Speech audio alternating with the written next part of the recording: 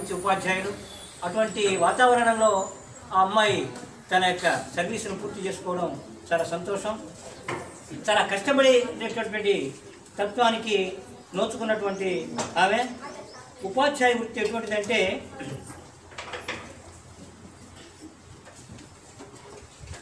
ఉపాధ్యాయ వృత్తి చాలా కీలకం. ఎందుకంటే అందులో హెడ్ మాస్టర్గా ఉండాలంటే చాలా కష్టం. అది దానికి ఒక చిన్న వినిపిస్తాను. గురువు యొక్క గొప్పతనం అంటే శిష్యులను తయారు చేసేటంలో గురువు పాత్ర చాలా గొప్ప విషయం. గురువు ధాత్రినంతటినొక కాగితముగా చేసి తరుల నెల్లను కలముగ ధనరజేసి మహిని సప్తసాగరములు మసిగ చేసి వ్రాయభూన గురు మహిమ వ్రాయతరమే.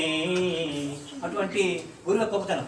గురుడు గోవిందుడు ఇరువురు కూడిరాగా, గురుడు గోవిందుడు ఇరువురు కూడిరాగా, ముందెవరికి వందన మంచు సంధ్యపడి హరిని తెలిపిన పూజ్యుడా గురువు, గురుని కేతుల్ని ప్రకృతిగాన హరిని వీడి.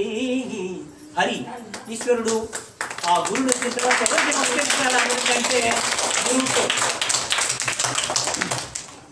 అసలు దీని ఒక చిన్న దాంతో పోచాడు.